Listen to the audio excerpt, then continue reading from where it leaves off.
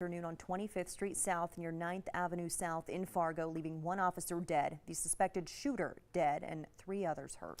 The Fargo Police Department, along with several other agencies, are set to hold a news conference any minute now to hopefully further explain the situation. There's a lot we still don't know. Again, the basics are that we have the shooter dead, the one officer who died last night, and 3 others hurt.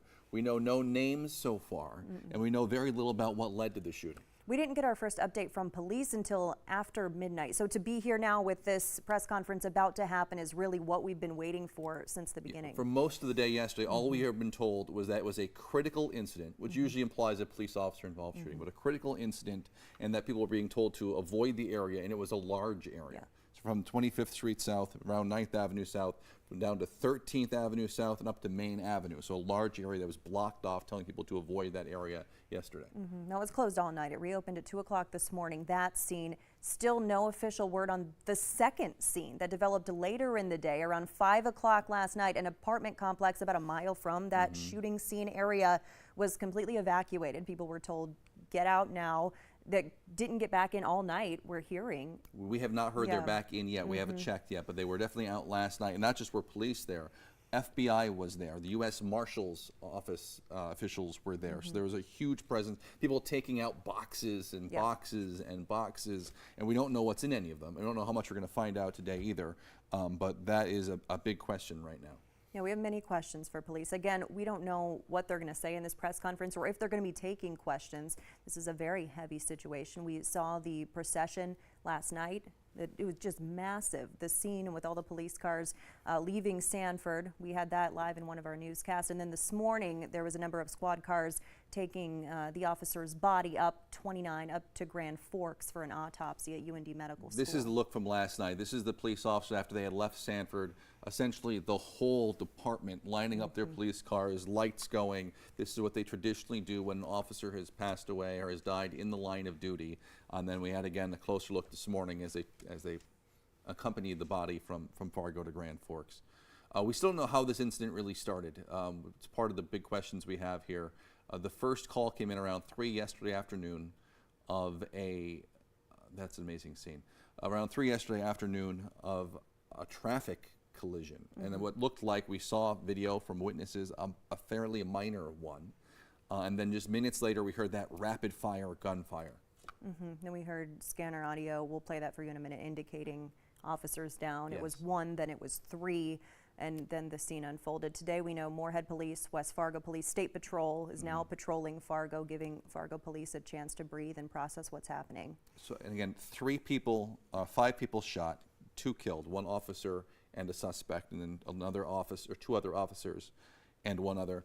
We'll get more to that in a second. The press conference is starting now, so let's get back to the press conference. Fargo Police on yesterday's shooting.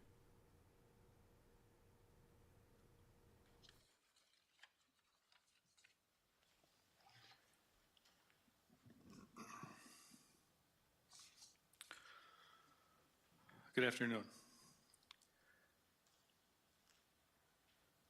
We are all very saddened to have to be here this afternoon, having this press conference talking about one of the most horrific days in our department's history, yesterday.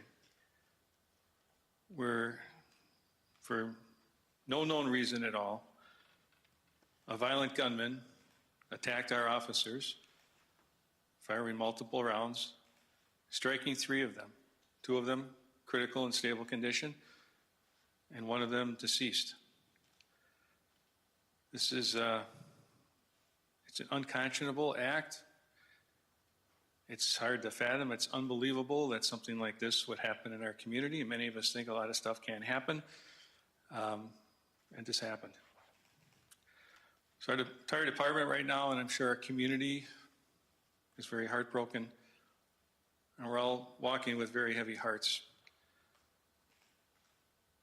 Officer Jake Wallin, 23 years old, sworn into our department just less than 3 months ago, April 24th, 2023, right here in this very commission chamber. An individual who was also a military veteran, serving in the Minnesota National Guard, went on numerous deployments, including Afghanistan, served his country, came back here, and wanted nothing more but to serve in a position with purpose and meaning. These exact words. And he did that. And he was a member of our family. And he's been taken from us far too soon. And it's a tragedy. Our condolences, our heartfelt sympathies go out to Jake Wallin's family, his friends. Please keep all of them in your thoughts and prayers in the days going forward as we prepare to properly honor him in the future. Officer Andrew Dotis and Officer Tyler Howes were also significantly injured in this incident, receiving gunshot wounds, and as I said earlier, are currently in critical, stable condition, recovering. We're praying for their recovery, not just in general, but their full recovery. We met with them earlier today as well. And Officer Zach Robinson, who was also at this particular scene, it was the officer who was able to shoot and ultimately kill this suspect, ending the threat and preventing future harm to others. Is also in our thoughts and prayers as well. Suspect, 37-year-old Mohammed Barakat, is deceased. We are not in a position to provide many details in terms of the actual incident itself. As you know, in these types of incidents, we turn them over to other entities. We have a plethora of partners who quickly reached out to assist us and continue to assist us today that we're very thankful for. Many of them are standing behind me right now. The investigation has been turned over to the North Dakota Bureau of Criminal Investigation. I want to thank Attorney General Wrigley and Director Lonnie Grabowska for their quick response and assistance in this really horrific event. Along with BCI, the FBI is involved, and together they are actively working this investigation. First thing we always want to know in a situation like this is why. Why would somebody do this? What happened? Our officers were out there performing their duties, investigating what we would say was a routine traffic accident. They were doing what they were supposed to be doing. As they did that, for whatever reason, this individual began firing at them, striking 3 of them. They also fired shots at the firefighters who were also on scene attending to the crash victims. Fortunately, none of them were struck. One of their trucks was struck by gunfire. No known reason for this. I think down the road we will know the whys.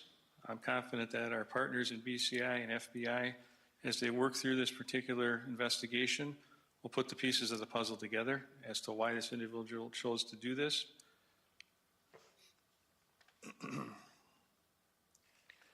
The FBI has also assisted with victim advocacy for the family, and we're very thankful for that as well.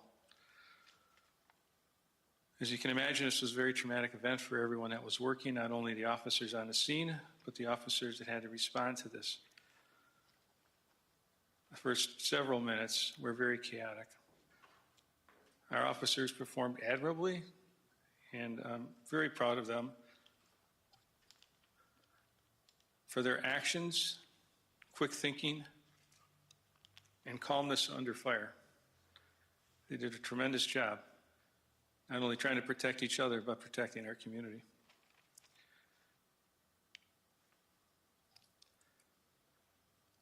I met with both Andy and Tyler earlier today at the hospital. They're both in good spirits, but they still have significant recovery time. And so their struggle continues. We hope to have them back as soon as possible. I also met with family members of both Andy and Tyler, sat down with all of them, answered their questions, tried to explain to them the course of the investigation, what they might expect in the future, and really just let them know that we're here to support them at every step. And so just as we work hard to support each other in times like this, the family is very important to us. And we're there working with them to try and ease their pain in the system in any way that we can. We'll be meeting with our department members in the next day or so, individually as well, to check in on them. Many of them are dealing with this in different ways. We want to make sure that we're taking care of them and that we can ease them back into their very important positions.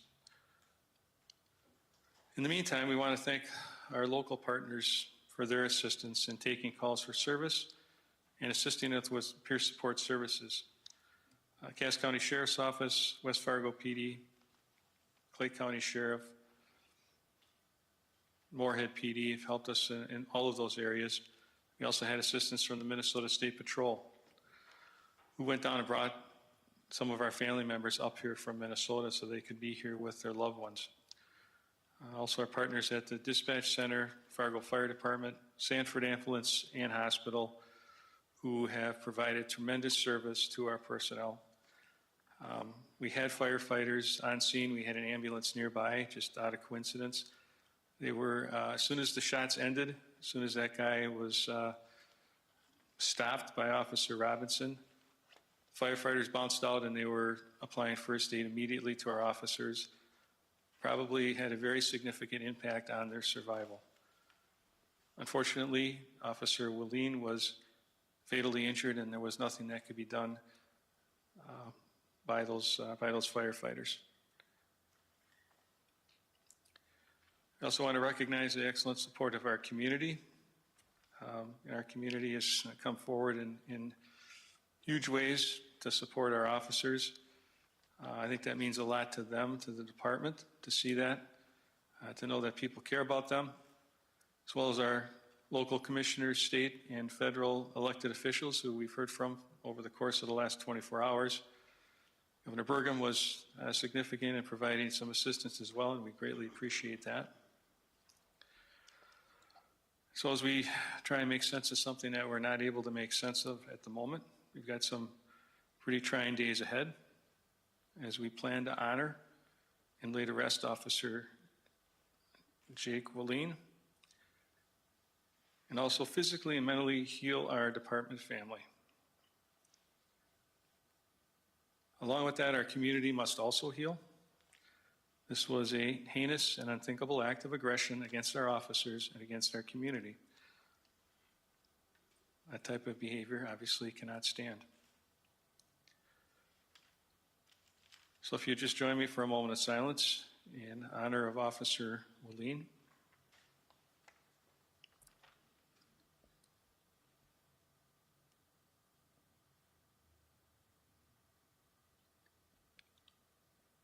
Please keep him and his family in your thoughts and prayers as we prepare an appropriate and honorable send-off for Officer Wallin. We'll update our community so that you can be part of that event and give thanks to him as well for his sacrifice as a guardian of our community. Also keep Officer Dotis, Officer Hawes, and his family in your thoughts and prayers as well as they work to recover from these significant injuries as a result of this incident. And lastly, all of our folks here who, in very short order, will be back out there on a 24/7 basis serving all of you, regardless of the risk, unknowing sometimes of what they're walking into, but serving nonetheless because they know that they are serving in a profession with purpose. They know that they are guardians of the community and that they serve they have a significant place in the safety of our community. With that, I'll take any questions. Just bear in mind that I can't answer any questions about the investigation, evidence, etc. at this juncture.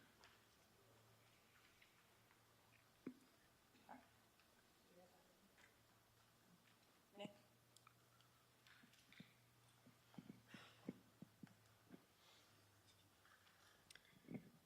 Just for clarity, Chief, you had said that the suspect was shot. Was this at the scene of the crash or at the apartment that was being searched by officers further down 25th?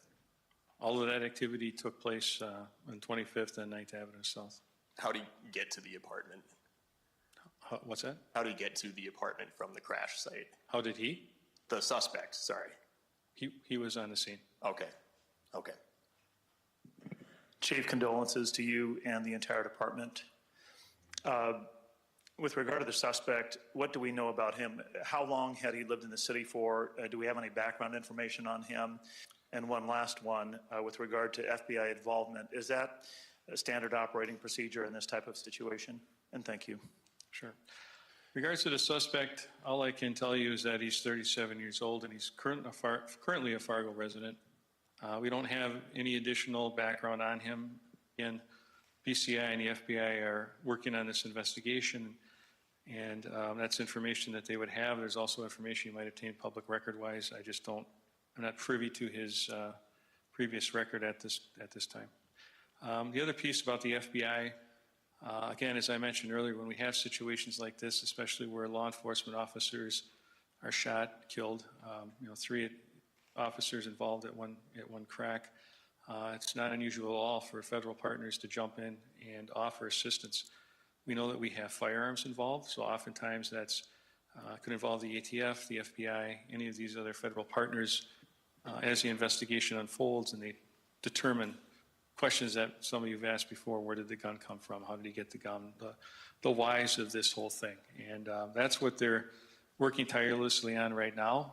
And so we're going to let them do that work. And when they're ready to present their findings publicly, we'll all stand together and keep everybody informed.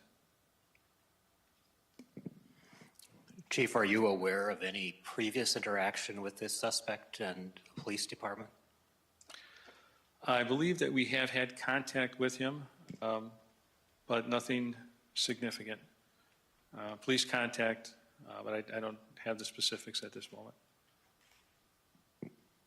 Chief, my question is regarding to the weapon involved in this incident. We had heard multiple eyewitness reports that they had heard or seen rapid automatic gunfire.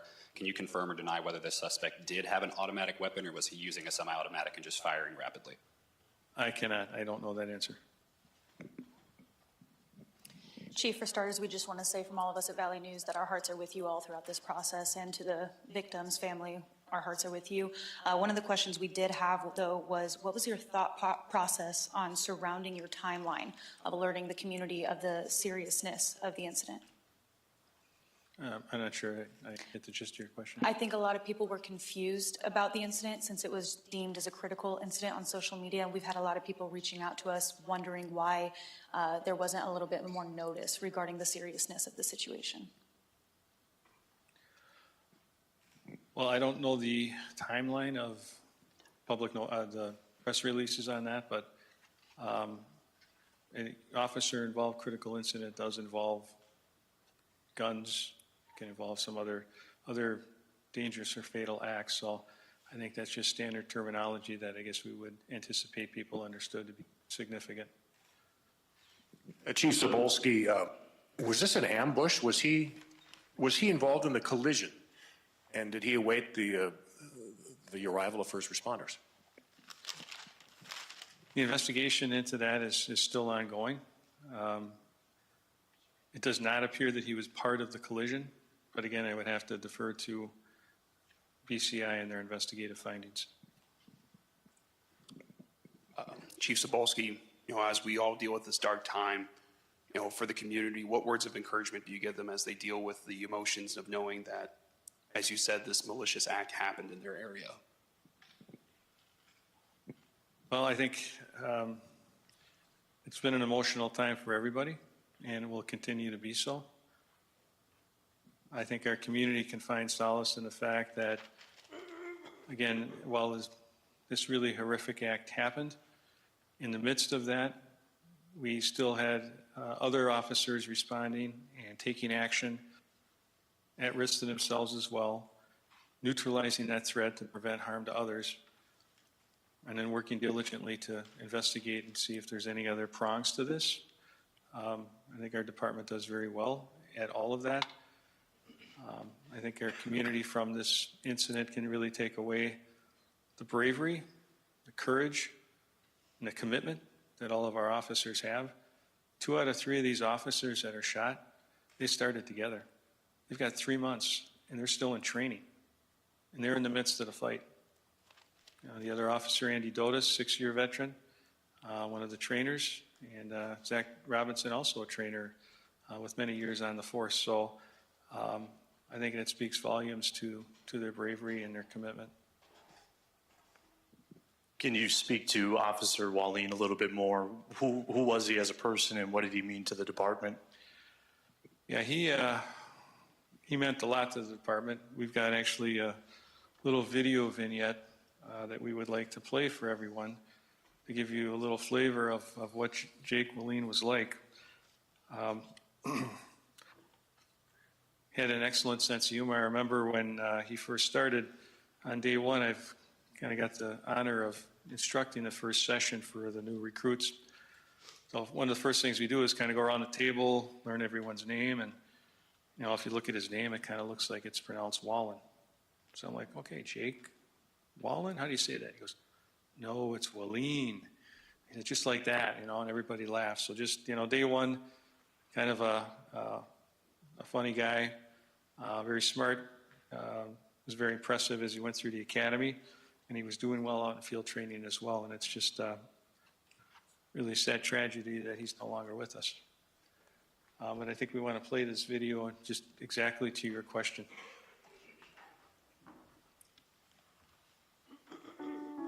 Throughout my entire life, I've always wanted to work in some sort of position that had purpose behind my job, and police officer is always what kind of came to me. I've tried other careers, but I came right back into law enforcement as a career path I wanted to go through.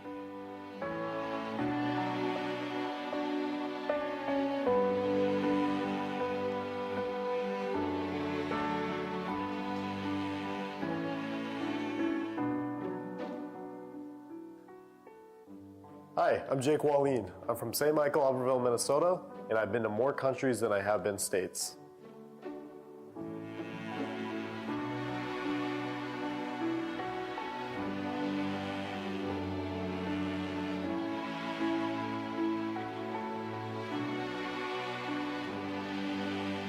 My desire to serve, it comes directly from the want to have purpose behind my job each and every day. I don't want to be sitting in the office wondering why I'm here every day. I want to be out. I want to be doing something that I can tell myself at the end of the day I made a difference somehow.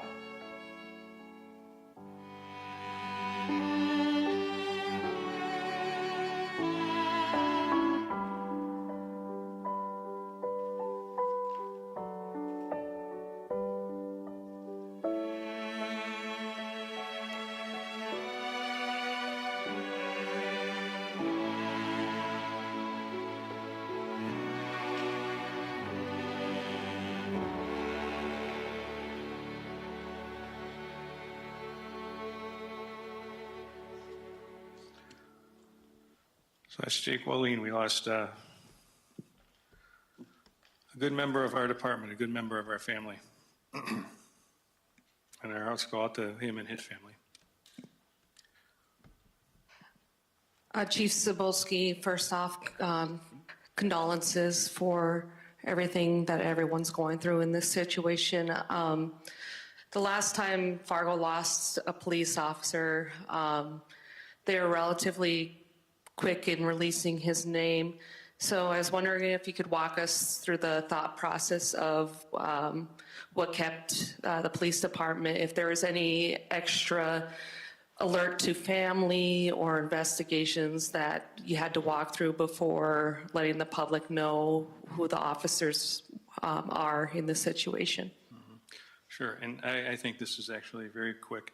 But we did have out-of-state families that we had to reach. That was difficult. And as I said earlier, the Minnesota State Patrol really helped us significantly in one of those instances. So I think less than 24 hours is pretty fast to release a name. And there's all, when you're trying to locate folks and figure out kind of what was happening. Sir. I just want to make one comment. You asked a couple questions about safety of the community, and the community was safe, and the releases were sent out as quick as we could. To the community, we're safe. but this is a tribute to the training of our team. The firemen and the policemen did the right thing and contained the shooter. Basically, less people got injured. Unfortunately, our people got injured. To your question about why we took some time to get the press release and get this done, was we felt after Mosher's death, we felt very strongly we need to take care of our police family. We need to inform the people that need to be informed. We need to talk to the families. If you go up to the hospital now, there's a police officer outside every room. There's a police officer with the family. There is a community that's out there. If you don't think we're safe in Fargo, all our partners will step up around the state. We will have more support than you've ever seen. We have 2 young men that are fighting for their lives in the hospital. We have excellent care, just like the football player that went down in the football field. If everybody had not done their job as they were trained to do, we could have 2 more fatalities. Our community is a community that stands up for each other and works with each other, and will continue to do that. Chief Zabowski and his leadership team has done an excellent job in this area. I couldn't be prouder of that team. But they're human too. This hurts. This is hard to take. And we never wanted to see it in our community. Now we've seen it, an active shooter that was fatal to one of our police officers. So just all of you, give us a prayer, give us a hope, give us the things we need to do. We will stand and get through this, but give the families that have the injuries, give them the support they need.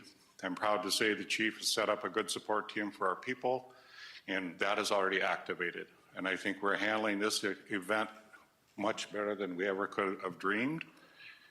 And basically my leadership team has done that. And I know you guys haven't got much sleep the last 24 hours and you've been working your butts off. But hats off to them because they're doing it right. They're taking care of our family. So if that answers the question, Chad, the delay in the press, and I got piles of phone calls yesterday as well. We just wanted to respect the family. Nothing is worse than finding out your son is dead and you learn it from the news. You have to have somebody handle that message. So we'll defend that and how we handled it. My communication team has done an excellent job. I don't think they've gotten any sleep overnight as well, but just trying to bring it all together. And we'll give you all the information as it comes. This will be something that will have more of a story as we go through it. But for now, let's get the 2 officers well, and let's help heal the community. Thank you. Chief, my apologies. One last question. Tom. No, thank you. If I may, please. We have a question right here. Thank you. Sorry, regarding the 2800 block of 23rd Ave, what drew officers to that location, and has that evacuation order been lifted? That's part of the investigation.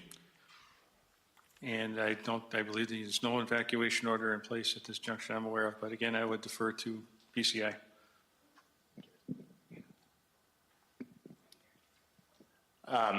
Just a question, that 25-year-old female Fargo resident who was shot during the incident, was she involved in that initial crash? Can you speak to that? I can't. I believe she was just in the area, but I can't say for certain at this junction. Hey, Chief. Quick question. Were any surrounding trailers, cars, especially Countryside Mobile Home Park there, was any of that property damaged? And if so, what should they do if police aren't already aware of it? We didn't observe any when we were initially there, but that's been turned over to BCI as well. So if I would just defer to them on that.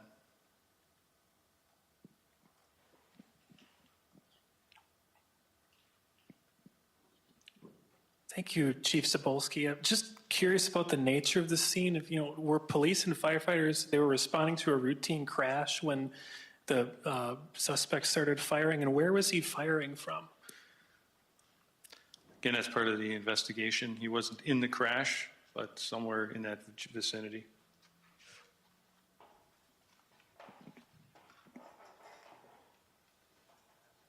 Done? Okay. All right, thank you.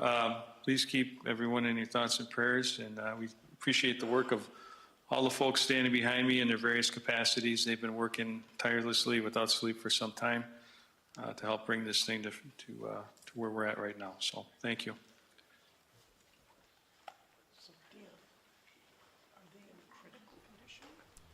That's Fargo Police Chief David Zabolski, and before that, Mayor Tim Mahoney, talking about yesterday's shooting incident where 5 people were shot, including Police officer killed 23-year-old Jake Wallin. 2 other officers shot, who they described as critical but stable condition. Described them as in good spirits, but also said they were fighting for their lives. The suspect, who we now know is 37-year-old Mohammed Barakat of Fargo, and then another person, a 25-year-old woman, a bystander, it would appear. There's a lot to unpack there, but what's standing out here is that these officers were so new. This was rumored yesterday. Yes. They just started months ago. The deceased officer there, Jake Wallin, 23 years old. And we also just learned that Officer Zach Robinson there, pictured on the other side of the 4, was training Jake at the time of the shooting yesterday. And Zach is the one who took down the alleged gunman. Which is, when you think about this, think about that effort right now. We've heard they couldn't confirm what type of gun was used. We heard the gunfire yesterday from witness video, from surveillance video. It sounded like a rapid fire, either an automatic weapon or a modified semi-automatic weapon. And in a busy road, 25th Street South in Fargo, there could have been easily dozens of people hit. They mentioned so much that besides the officers were shot, that the person they said was firing at firefighters who were on the scene of a crash. Their truck was hit. None of the firefighters were hit. This could have been, we could have been talking about a lot more loss of life very easily. But Officer Robinson took down the shooter, police said today.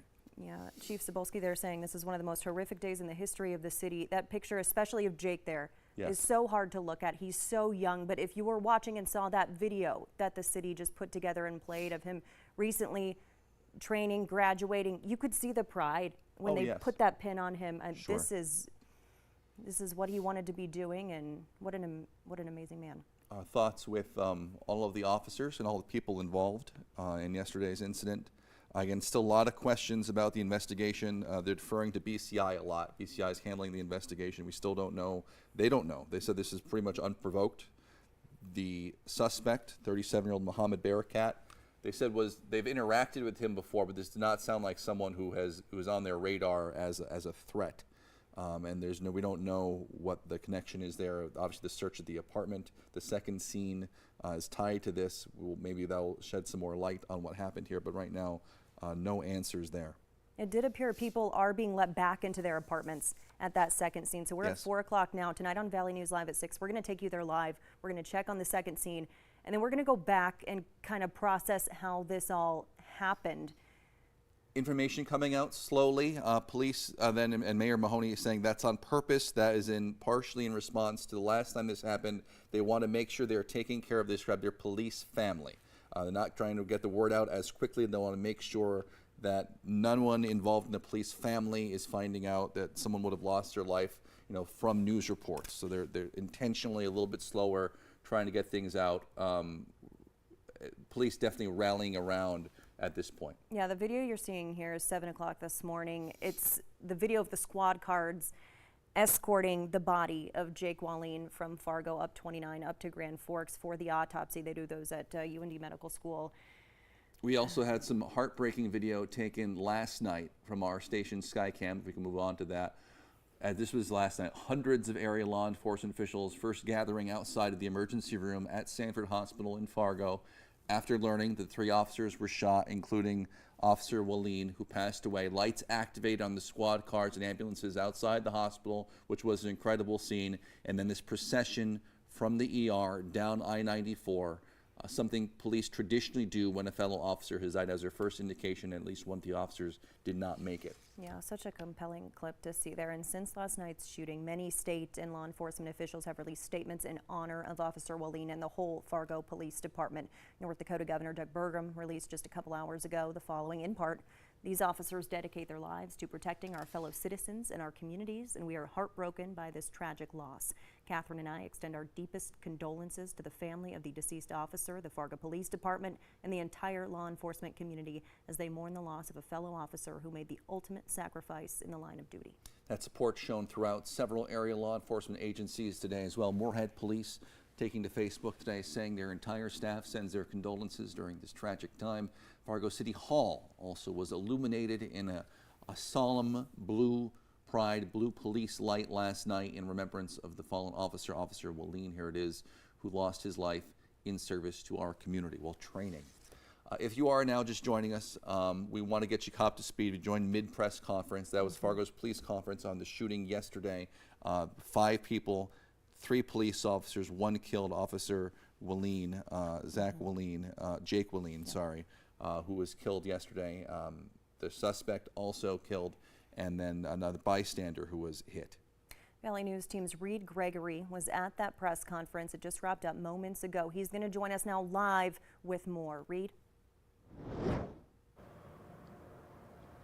Yeah, Justin, Stacy, you guys kind of summed it up. This is an extremely challenging and an extremely hard incident and day to process. You know, Chief Zabolski kind of summed it up. He said that this was a heinous and an unthinkable act, and I couldn't agree more. I feel like many of the witnesses there were just going about their daily lives, and so were these officers, and so was 23-year-old Jake Wallin, who we did find out was that officer who was deceased at the scene. And it's heartbreaking to know that just less than 3 months ago, he was sworn in as a Fargo police officer in these very chambers, in this very city hall. Just an unthinkable thing that happened yesterday, and we're all still reeling and trying to make sense of what exactly happened. You know, we know Officer Zach Robinson was the one who pulled his duty weapon and neutralized the suspect on scene. These officers are so new. You have 1 deceased, 2 in critical condition fighting for their lives and trying to keep good spirits, and then 1 who eventually had to pull the trigger and neutralize the suspect, who showed up and began shooting for no reason at all, like Chief Zabolski said. He fired on firefighters who were on the scene helping a routine traffic incident, and there's just so many questions that we have and so many things we're trying to learn, and it's very hard to wrap your head around it. We know that there's still a scene at an apartment of the alleged gunman. We know 37-year-old Muhammad Barakat was a Fargo resident, for some odd reason decided to go on a shooting spree and take the lives of one of our Fargo officers. So there's a lot of questions still left. We're not really sure. We had eyewitness reports talking about he was firing with an automatic weapon. That was not confirmed nor denied. We do know the FBI and U.S. Marshals were assisting in investigations yesterday. Again, just a lot to unpack, and we'll be sure to bring all of those details as soon as we find them out. But for now, in Fargo at City Hall with a very heavy heart, Reed Gregory, Valley News Live. All right, thank you, Reed. Just to show you the magnitude of what this area looked like yesterday at the scene of the shooting, this video Valley News Team's Courtney Lockie along with photographer Devin Fry captured. If you were in the area, it was around Big Top Bingo in Fargo around 3 o'clock yesterday afternoon. You saw multiple law enforcement agencies with guns drawn, crime scene tape blocking off a perimeter that seemed to just keep growing all afternoon. A massive area all the way from 13th Avenue to Main Avenue was blocked off for several hours. You may have even seen people ducking behind vehicles, trying to avoid gunfire. It was a horrific scene. Our team's attention then quickly turned to that second location where the BCI continues to investigate. Yesterday afternoon, we got a tip that the Bluemont Village apartment buildings had to be evacuated, the whole building. It's located at 2001 23rd Avenue South, just south of I-94. It's about a mile south of the original scene. After about an hour of our team being there, Fargo police did confirm that these 2 scenes were related to each other, though they didn't say how, later saying they were collecting evidence and intelligence information. You can see U.S. Marshals, the FBI, the ATF, Fargo police officers all at this scene. Just a huge amount of presence, crime scene tape there. Fargo police suggesting that the people from that building were back in today. He didn't sound sure. We're still trying to get that part confirmed, but they were out of that whole building last night as well. Abruptly evacuated at 5 p.m. Yeah, we have now for you the scanner audio of what we heard, what police were responding to just seconds after yesterday's shooting. Take a listen. We got shots fired. There's a civilian, black hoodie, blue jeans, officers down. Got a AR. It's rapid fire. We've got 2 officers down. 10-4, I copy. 2 officers down. 3 officers. Again, just into our newsroom, these are the pictures of the 3 officers involved in yesterday's shooting. Also pictured there is Zachary Robinson, who was on the scene training Jake Wallin. And Zachary is the one who did take down the suspect. Yep, again, the recap there, the officers, Officer Jake Wallin from St. Michael, Minnesota, graduate of Alexandria Technical Community College. Zabolski said he was an Army veteran. He served in Afghanistan. We have Officer Andrew Dotis, who was a 6-year team member. He was a training team member. This was Wallin who was killed. Officer Tyler Hawes, a classmate of Wallin's, both their training. They just joined the force in April. And then the officer on the right, Zachary Robinson, a 7-year veteran of the force, who was the one who took down the shooter yesterday. Just incredible. Yeah, Jake and Tyler there with their respective training officers. Yes. It's unbelievable. That's all on this special report. We're going to get you back to your programming in just a couple seconds. We'll have more coming up on Valley News Live at 6 as well, and online. We'll be covering this, I imagine, for days, weeks, months, and beyond that as well. For now, stay safe out there. Have a good night. We'll see you soon.